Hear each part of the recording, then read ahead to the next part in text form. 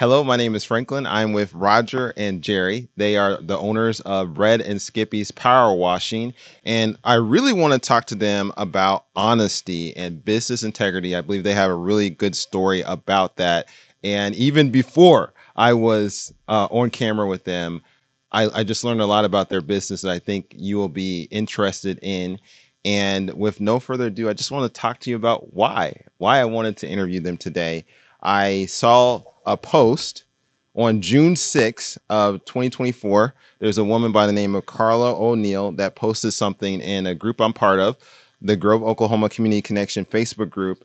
And she said this: my daughter left her wallet at car wash yesterday. To our surprise, it was at our door today. Thank you to whomever was kind enough to return it. I hope this finds the person. Thank you for going above and returning it. And I learned more about who those people were and all of that. But Roger, can you tell us a little bit more about that story? Well, as in like supporting your local companies, I can power wash my own equipment. Mhm. So me and my son went to the car wash and was washing the truck, and he looks over and there's a wallet sitting over there at the change thing, and he picks it up, brings it to me, and says, "Dad, look, there's somebody left a wallet here." I said, "Well, let's find out who owns it." Well, we opened it up, found the address. I gave it back to him. I said, "Take it to the house on the address." I said, "But make sure the person still lives there. Just don't leave the wallet." Well, there was a package on the steps and it had the same last name, O'Neill. I said, "Well, she still lives there." So put the wallet and one of our business cards on the porch, put it inside the door, and that's all I expected. I mean, just to return the wallet. I wasn't expecting it to go as far as it did. It blew up on Facebook, and I did not know until you confronted me. It was a week later, I think it was, Something and like that. yeah, and told me, did you see this on? I said, no, I didn't. I didn't know. I had no clue. Just to be honest, it's just what the right thing to do is to find out who owns the wallet and give it back to them in any way possible. So you were not thinking that you were doing this so that you could be local or hyper local Facebook famous or something like that, that someone's going to just post about it on Facebook. No, not at all. Like I said, I was not expecting anything but to return the wallet, left my business card so she would know, who did return the wallet. And that was all there was left to it. I mean, we didn't expect anything until you surprised me and said, "Did you hear about?" I said, "No, I did not know." Yeah. And so how I got connected to you or even knowing about you was I was trying to do a post at this bin store called Mooney Bins. Mooney Bins is one of my sponsors. Mhm. And then I had recognized the image of the business card because she posted a business card in that post, and I recognized you had the same area code as I grew up with. And because apparently, I mean, you're from Florida Yeah. as well, so the beautiful state of Florida, not just Florida, the beautiful state of Florida. um, and and so I remembered that. And then when I was at the parking lot of Mooney Bins, I saw the same logo that I had seen on Facebook. And then I had met y'all and I was like, oh man, we have to do some type of interview. Yeah. So you were busy. I I was was like, busy. hey, can we do a 5-minute interview? And you allowed me to do that. We did an interview like for 2 minutes. I think literally about 2 minutes. Yeah, I But wasn't even supposed to stop there. My wife wanted to stop there, and I out. stop there all the time, Yeah. okay. every day. Yeah, Mooney Bins is a nice store. I Yeah. mean, it's a lot of interesting things you can find there. Mhm. but but you did that, and then that went well too. I mean, the follow-up interview. But I think there's a lot of people that are interested in businesses of integrity, Yeah. and I think that's a really big deal. And I think, um, Jerry, we were talking, and you were saying that you've gotten some business from people that have seen something about the wallet story on Facebook. Is that correct? That is correct. Yeah, we been a lot of clients that have called me, and then when I get there in front of them and I did the job, I ask them how they found us, Facebook, word of mouth, and there has been a lot of people that have responded about the wallet, and so yeah, it makes me feel good. It's good to be found as a company or as a business or to be out there talking to somebody who's heard the story and being a part of that. So yeah. And why do you think that people are getting your business because of the wallet story? Why do you think that has resonated with different people? I think everybody's been through losing something, a wallet or something that's precious to them, and not low, very low percentage. I'm sure people have been getting that back, whether it's a wallet, a purse, or a piece of paper, a picture, or whatever it may be. Like, I think we've all been in that kind of situation, and so I think it really reflects when they're listening to that if I lost my wallet, I would love to have somebody to brought it back to my house or found a way to get it back to me. A lot of people don't pay attention to that anymore. They don't go that extra step, to return something that's personal, or either be able to step in that person's shoes, whether it is a purse or a wallet that has money in it and credit cards. And if anybody's been through that process before and how the headache of that is, yeah, it kind of reflects. We're human, so we understand that. Yeah. And what you were going to say something, Roger? Matter of fact, about a month ago, I found another one at Harps in a basket, and I was sitting there trying to. I had her phone, and her wallet. She lived in Afton, and I was actually Googling where her address was when the phone rang. It was her husband, and I said, "Yes, I'm still sitting in the Harps parking lot, me and my wife, and your phone and your wallet is still here." So they turned around and came back. And yeah, I returned another one too on top of that. And a year ago, Wow. we was in here 4, 5, 6 months, and I found a wallet and took it back and returned it. Yeah. Okay, so Yeah. this is not just a one-time For some story. reason, we're wallet. We spot them for some reason, Yeah. and I don't know. It just, but to be honest, and and like you said, honest integrity is the best thing to do. Is try to find the person and just give it back to them. Yeah. Because there's a lot of stuff like my brother said. Your social security card, your credit card, all your personal stuff's in there. It doesn't matter about the money. Money can be replaced. Other stuff can be replaced too, but it's so hard to get all that stuff back. The process of trying to get your social security card, get your credit card shut off, and Baby pictures, whatever's in personal stuff. things, It's it's best just to try to find the person any way possible and just give it back to them. Yeah. And I think that people resonate with that here, those type of values. I remember listening to someone talk about how to sell digital courses, which I believe still applies to other businesses. And they were saying that people resonate with you based on your values, your experience, and your personality. And so I think a big value that came out of that story with the wallet is honesty and integrity. And so I haven't talked to everybody, but I would imagine that some people might be thinking that if y'all are going to be honest in that instance with the wallet, then you're going to be honest in other things, because there's a principle: if you're faithful in the least, you'll be faithful in much. Yeah, absolutely. And so then I can see why people want to put more money into what you're doing for your business. So, and in talking about honesty too. What does that look like in terms of your business? I know we were talking about some things like, what is honesty or business integrity? What does that mean to you? And then what does that look like in your business? Well, in our business, as we were speaking earlier, we do not collect any kind of payment from you until the job is totally finished. And you come and look, and if you're not happy with the job, we're not happy with the job. We will redo the job if we have to. If you don't want us to redo the job, I guess we don't take payment from it. I'm not going to sit there and argue about it, because it's, we're doing a business for you. It's not exactly for us. Reason we give the best prices in town, and I can say that for a fact, is we have no overhead.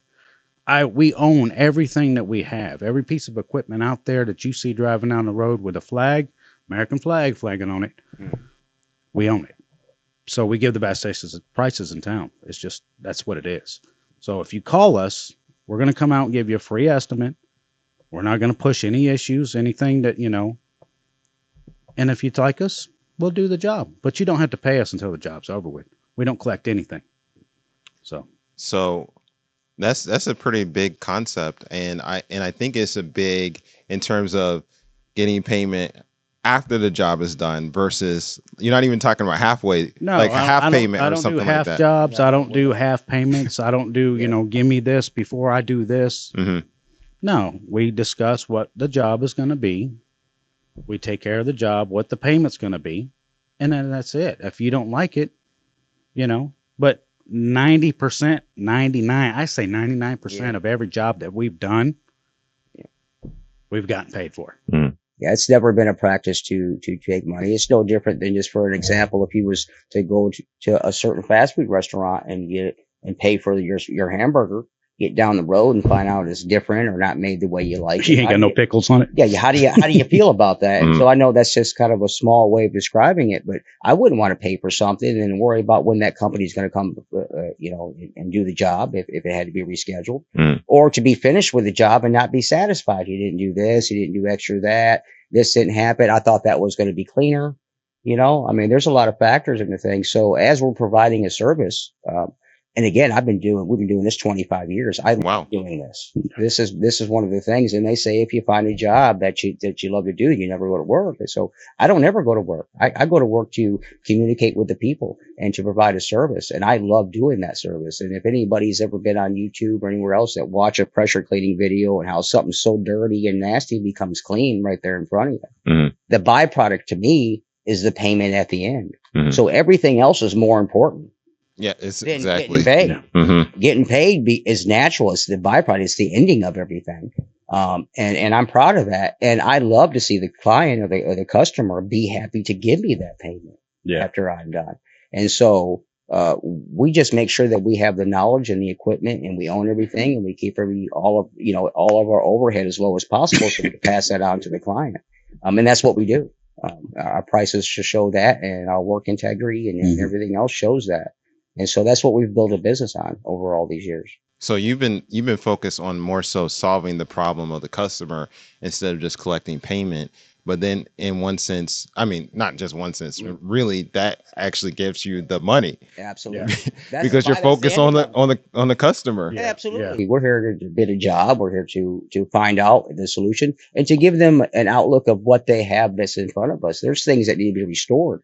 Pressure cleaner is not going to do that. We try to apply and give everybody the bigger picture at the end, and so everybody's happy. And that's my goal when I go to bid a job. When somebody wants something that has been neglected for 20 years, that we're not going to be able to clean it. It's more either a tear down, a rebuild, or a restore of some sort, and that our solution of what we do, pressure cleaning, power washing, and the whole 9 yards, may not get it to look brand new. But we provide a service that we try to get it to that point for the clientele, for the customer. And so we just try to make them happy. And we all know in the industry, you can't make everybody happy. Exactly.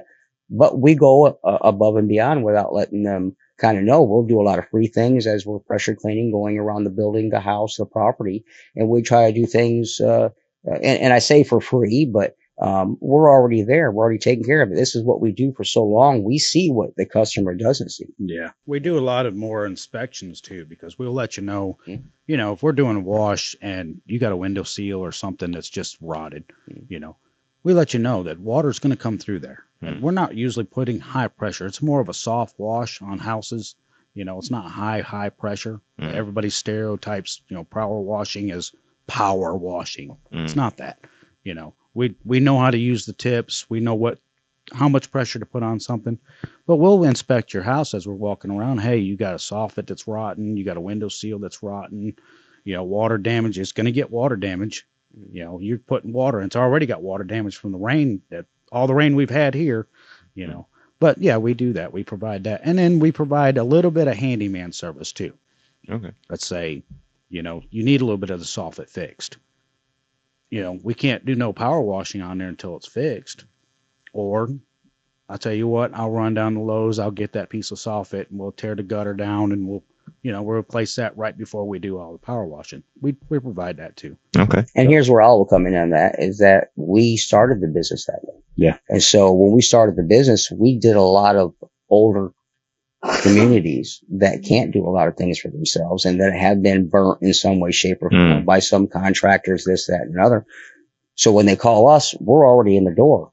They already trust us to take care of their pressure cleaning, power, cleaning needs, and they need that ceiling fan put up. They need that doorknob fixed. They need that window to close and lock. They need these things. And so even though we didn't want to spread ourselves thin over starting this business of pressure cleaning, we wanted to focus on that and provide the best service that we can do in that, because of where we were from in Florida over there, where there's a lot of retirement communities and these older people that can't do for themselves already trust you. You're already there. You're already in front of them. And so to take care of these little things, and we can only do so much. We're not going to build a house for you, but we're happy to take care of that stuck door, that window that won't close, that soffit, that whatever may be falling down, and help you out. And so that's where we've grown this business over 25 years to where when people get to know us and what we do in our company, and we're able to go that little extra mile with things that they may need because we've already built trust. It does us real well. It blesses us a lot. Yeah. Well, I mean, the reason why we're doing, or one of the reasons why we're doing this interview is because even though I haven't had your service, I resonate with your principles of honesty that has not just been verified by yourself, but by Carla, who was talking about that, and other people that were talking about your business. So I think that word of mouth is very important, and it gives a testimony about your business.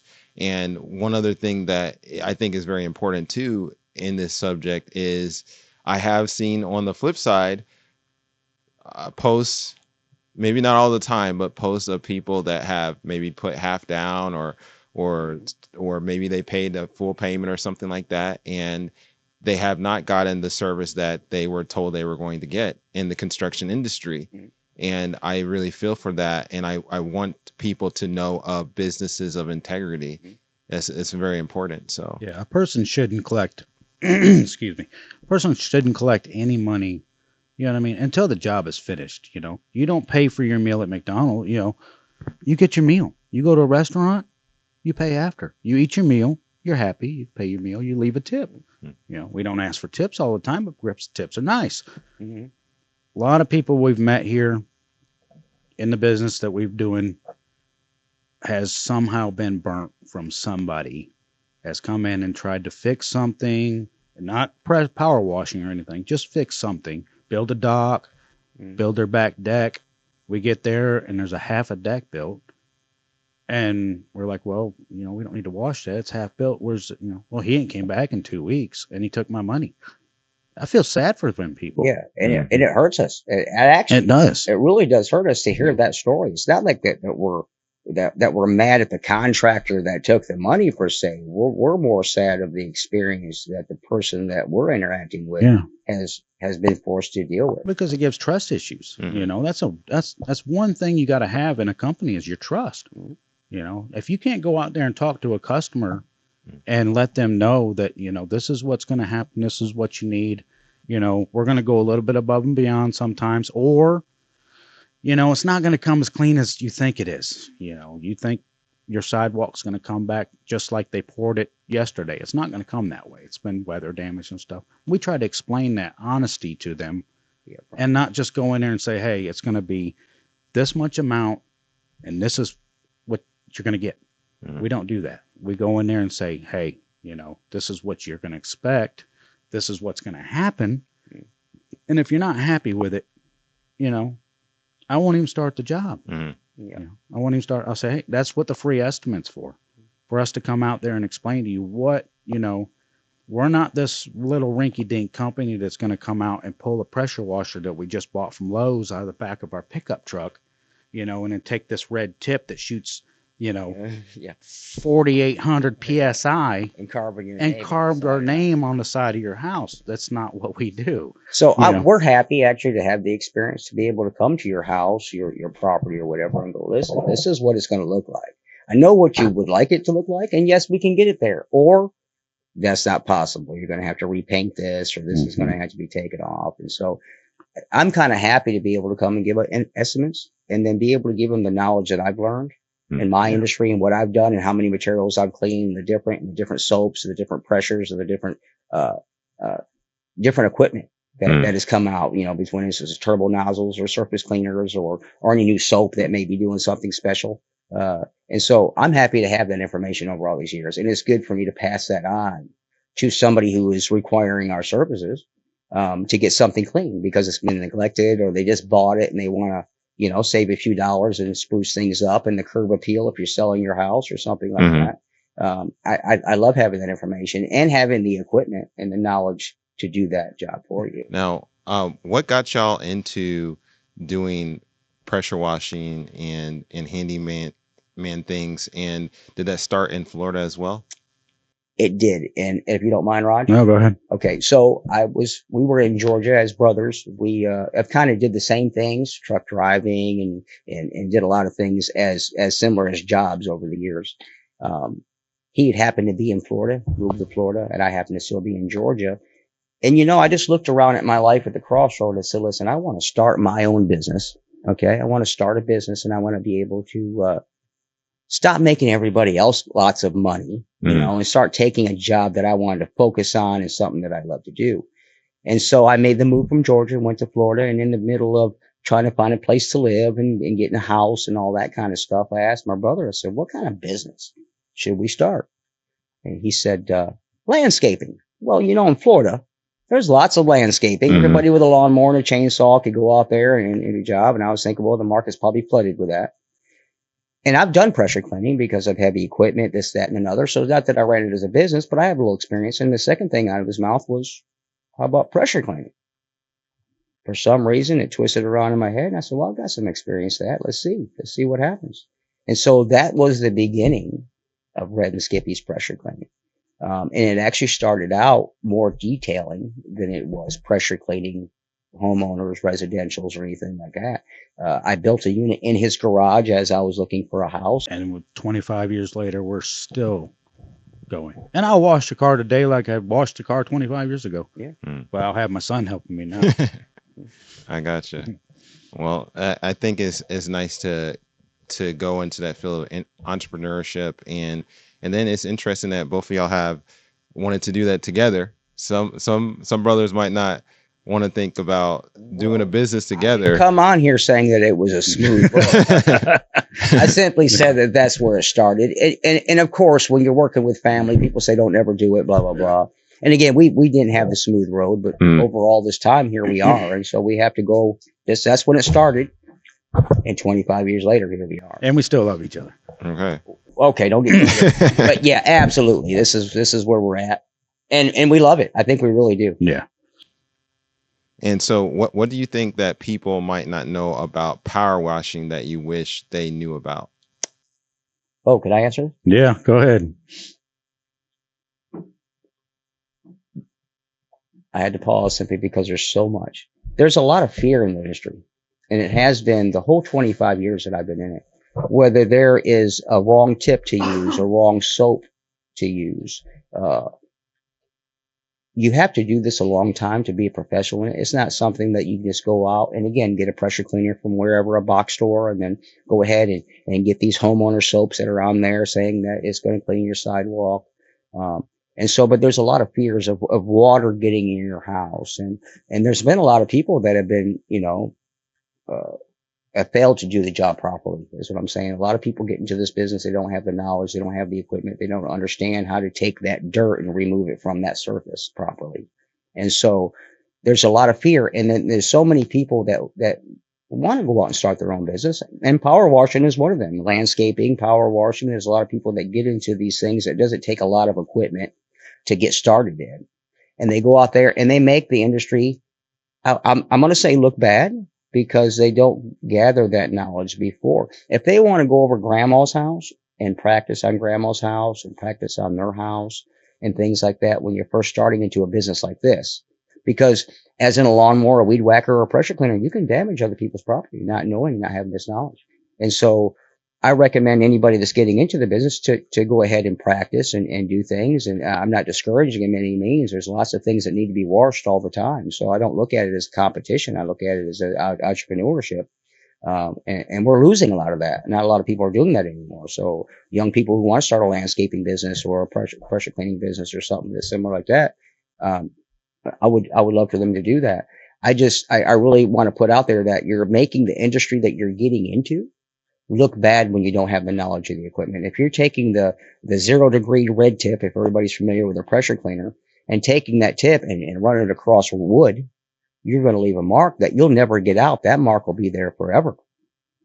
If you're sketching the concrete, or you're doing it the wrong way, or you're putting a soap that not necessarily agrees with the material you're putting on, a metal oxidation, if you're putting on wood, you're doing something, and you're just out there experimenting, I suggest that you don't do it to a client. I suggest you practice on your own, or grandma's house, or wherever that you could get away to where you can learn. Or, there's YouTube. There's a lot of places where you can learn a lot of things.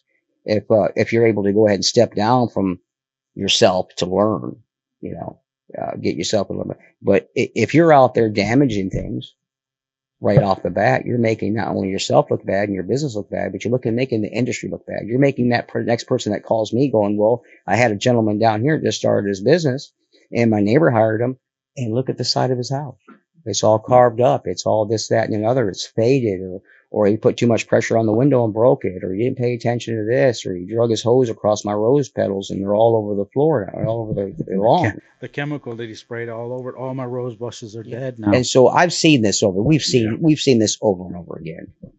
And you can't stop it. We want people to get out there to work and pressure clean and start a business, or just get out there and do it for, I give a lot of homeowners that just want to do it themselves, tips, so they don't damage or ruin anything. But see, that's the issue. That's the scare part of it all, is you got new people in any industry coming in. And what they'll do is they'll damage it by practicing it, and they don't want to learn the proper way and get the knowledge, or not have the right equipment for the job, or just sling soaps and chemicals wherever they want to. And it makes them look bad. And it also makes the industry that we're in look bad. And so I try to stop that by just putting out as much information as we can. I would love to do more of these little podcasts and but there's a lot of them on YouTube. And I think a lot of people that are on there do very well explaining for people who want to search that and research that. How do I become a pressure cleaner? There's a lot of people out there right now on YouTube and places like that would love to, that they're able to go to and learn, have this knowledge, which I think is making our industry a little safer. Yeah. So, well, for an example, we had a young fellow come to us and wanted to build a power washing equipment. We're not against it. Competition. I mean, I'm not against competition. So we actually, we designed his trailer for him, built it. He bought the parts and everything. What was it? About 3 months later, he offered to sell it to me because he couldn't do it. I mean, I have no problem helping you build it, teaching the knowledge, him teaching you his knowledge and everything. And if you want to try it, just listen to what we have to say before you go out and mess up the industry, like my brother said, and tearing stuff up. I have no problem helping you build your equipment. But then 2 or 3 months later, he just, he was getting customers because he was actually calling us to come do the customer's job.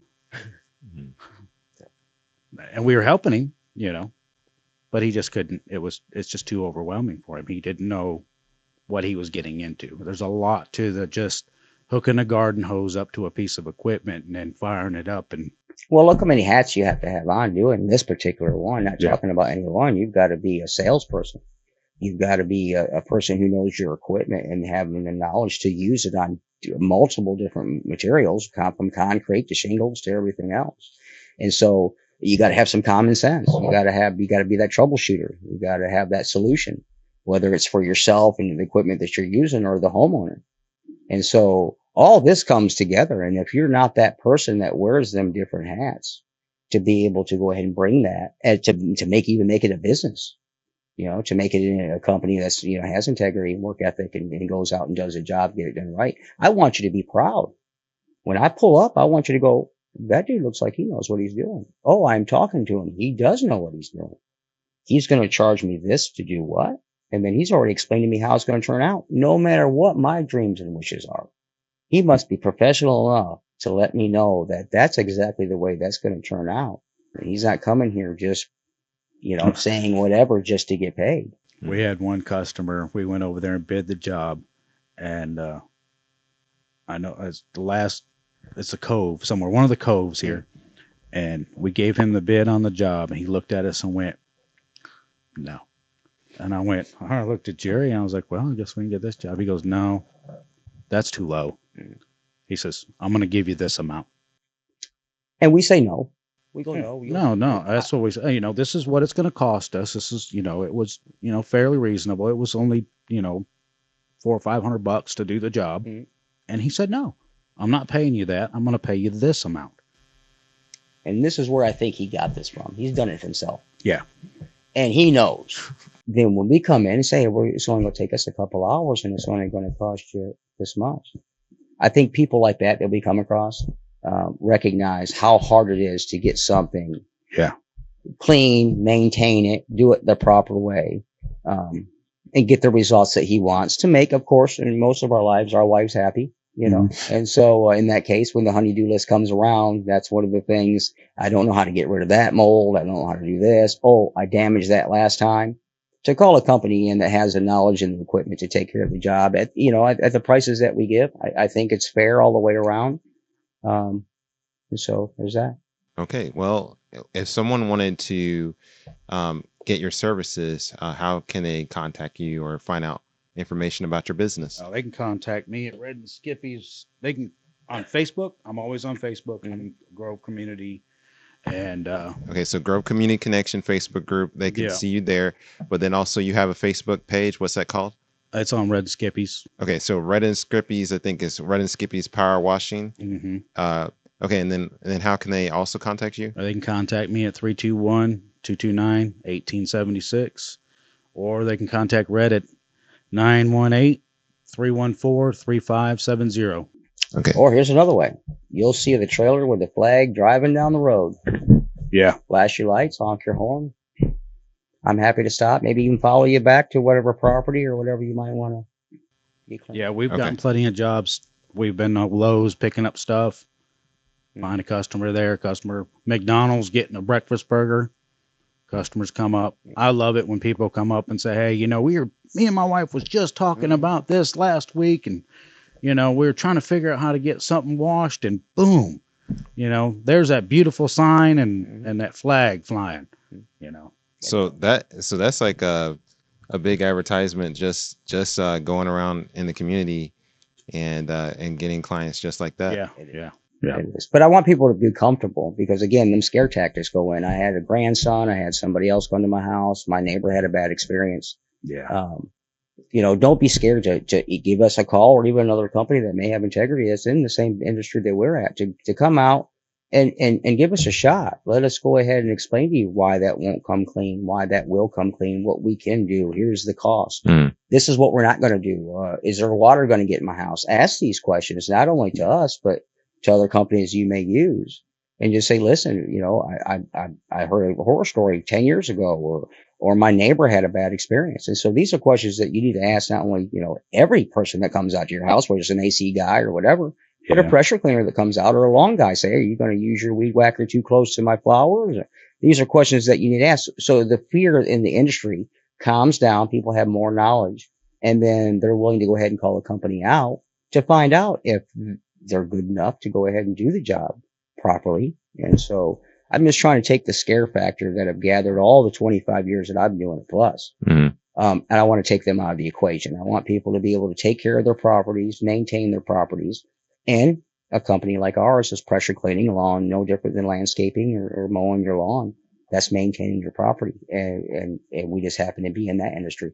And we do it from the sidewalk, driveway, all the way down to the docks. Yep, all the way from roofs, all the way down to the concrete, to the docks. I built a pontoon boat with a power washing equipment on it, so I can just pull right up to your dock. And I pull out of the lake. It's filtrate down to 5 microns, so it don't burn my pump up. I'm not using any chemicals that goes back into the lake, to contaminate the water. So I'm pretty much putting cleaner water out of the lake onto your deck and then right back into the lake again. And then the few spiders that fall in. Yeah. So and the spiders that feed the fish. So we feed the fish too. So and do you detail boats too? We can. It's not one of the things that I advertise, but I mean, while I'm down there washing, I can probably, hose it off and grab a vacuum and clean it out too. Okay. That's one of them extra things, like a handyman thing. When I get there and you're like, well, you're washing my dock and the boat might need a little bit of cleaning too. Well, if I got a little bit extra time, I might throw that price in there. It's not one of the things I advertise. We focus on what we focus on. Like I said, from the roofs all the way down, from the commercial, residential. We do a lot of restaurants here in town, and so we try to stay focused to have the equipment and the knowledge to get that done, to provide a service without thinning ourselves out. I hear you. And so that's where we're at. Yeah, because you can get slammed busy, and then one thing that I hate to do as a company is false promises. I hate to false promise. Somebody calls, to, hey, I'm going to be there on Tuesday, and then I got to call that customer up and say, well, you know what, I'm not going to make it there on Tuesday. I hate doing that. I hate that when it happens to me. When I need some AC work done or something like that, and the guy calls me up and says, hey man, I'll just we're gonna have to get you on Monday. No, it's hot in my house. Tuesday is. I can't wait till next Monday. I hate false promises. I hate that. When I say, hey man, I think we're gonna get this, on Wednesday.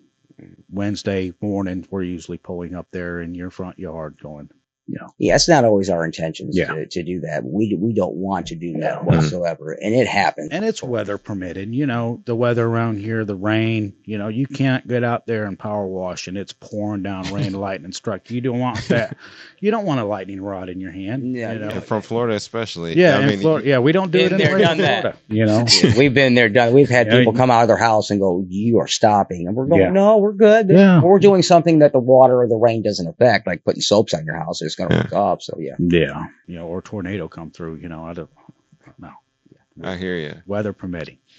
Well, I want to thank y'all for doing this interview. And did you have anything else that you want to say before we end? Well, I'd like to, like I said, I've done all my wraps and everything on my boat. Mhm. Universal Design. Oh, yes. I was going to ask, Yeah. what is the honest company? I forgot. Honest company Okay, that I've yeah. met here is Universal Design. He's done all my business cards. He's done all my wrap, all my signs. If you want signs or anything done, go to him for graphics. He's awesome. He's an awesome guy.